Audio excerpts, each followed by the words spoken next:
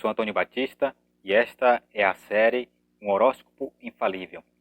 Eu quero dizer que é um prazer poder compartilhar com você essa sequência de temas bíblicos que estimulam o nosso crescimento espiritual e nos preparam com métodos que nos ajudam a nos tornarmos vitoriosos nesse grande conflito entre o bem e o mal. O tema que irei abordar hoje é o maior criminoso revelado na profecia bíblica. No dia 10 de outubro de 2019, um site publicou uma lista dos 10 maiores criminosos. E em uma lista que se encontra Gengis Khan com 40 milhões de vítimas e Mao Zedong com 60 milhões, engana-se quem pensa que Hitler está no topo. Estaria entre esses homens o maior criminoso revelado na profecia bíblica? Não, é claro que não. Embora esses homens tenham cometido atrocidades e sido agentes do mal na história, a Bíblia nos revela que a nossa luta não é contra carne ou sangue, mas contra as forças espirituais do mal. Agora, quem lidera essas forças? Como o mal se originou? Por quem e onde? Essas perguntas nós iremos responder aqui na Espada do Espírito, que é a Palavra de Deus. O apóstolo João, no livro do Apocalipse, nos informa que o exército de Deus é composto por milhões e milhares de anjos. No Apocalipse capítulo 5, verso 11, diz o seguinte: E olhei e ouvi a voz de muitos anjos ao redor do trono, e dos animais, e dos anciãos, e era o número deles milhões e milhares de milhares. Entre os anjos de Deus, que são milhões e milhares de anjos, há aqueles que são conhecidos como os querubins. Os anjos querubins são anjos que ocupam a primeira hierarquia no reino celestial sob o governo de Deus. Contudo, o profeta Ezequiel faz a descrição de um anjo que foi criado perfeito, belo e cheio de formosura. Contudo, se rebelou contra o Deus Criador, como nós podemos conferir no livro de Ezequiel, capítulo 28, os versos 12 e 13. Tu eras o selo da medida, cheio de sabedoria e perfeito em formosura. Estiveste no Éden, jardim de Deus, de toda a pedra preciosa era a tua cobertura, sardônia, topázio, diamante, turquesa, ônix, jaspe, safira, carbúnculo, esmeralda e ouro. Em ti se fazia os teus tambores e os teus pífaros. No dia em que foste criado, foram preparados. Esse anjo, criado perfeito, belo e cheio de sabedoria, foi ungido e estabelecido por Deus na função de anjo cobridor. Era aquele anjo que estava bem mais próximo de Deus do que todos os outros anjos. Era o terceiro no céu, abaixo do Filho de Deus. Era o anjo que vivia no Monte Santo, como declara o profeta Ezequiel, nesse mesmo capítulo, no versículo 14. Tu eras o querubim ungido para cobrir, e te estabeleci.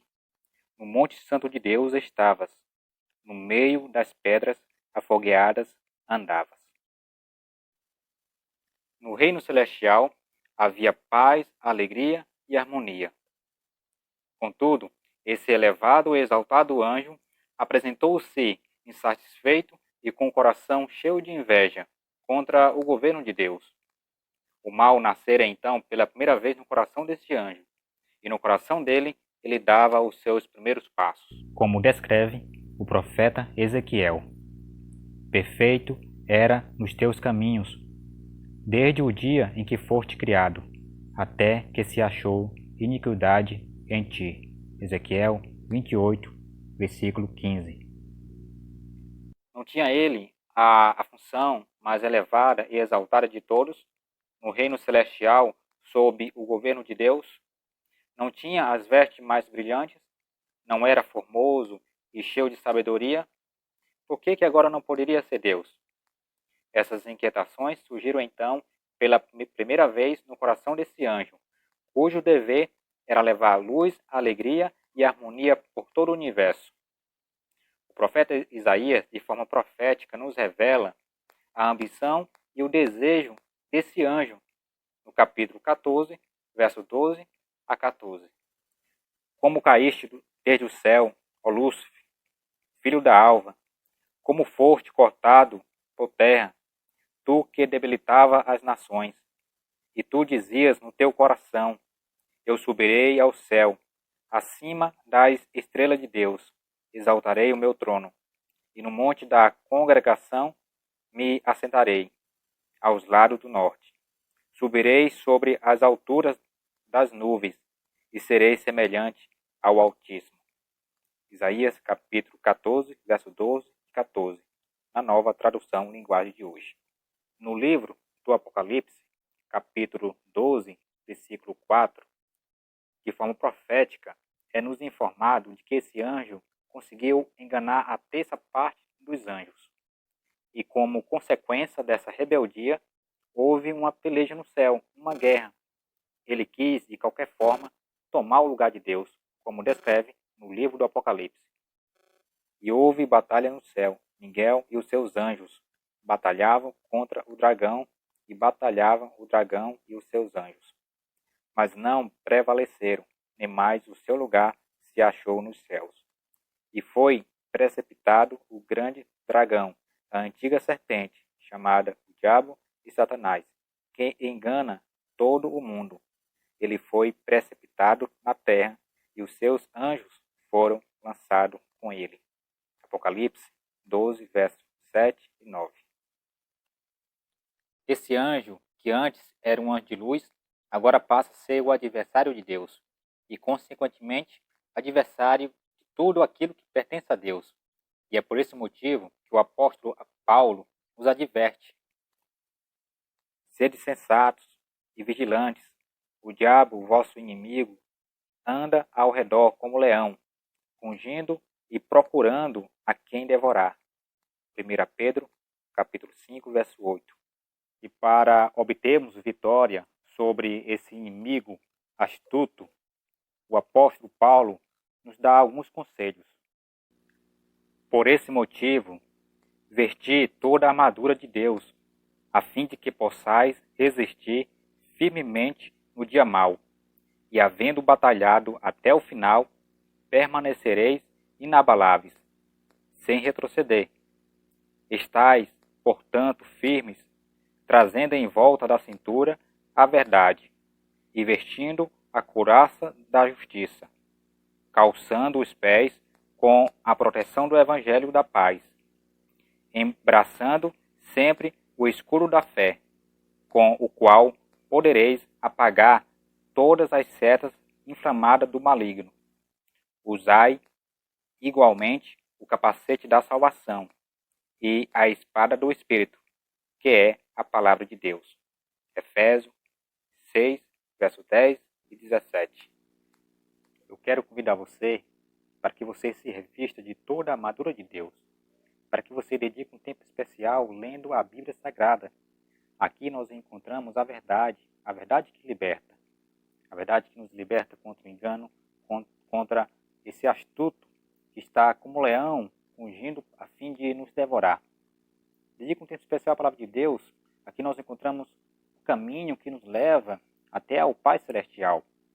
Em Deus nós podemos encontrar a proteção que necessitamos para sermos vitoriosos. Então faça isso. Dedique um tempo especial à palavra de Deus. Dedique um tempo a aprender a sua vontade.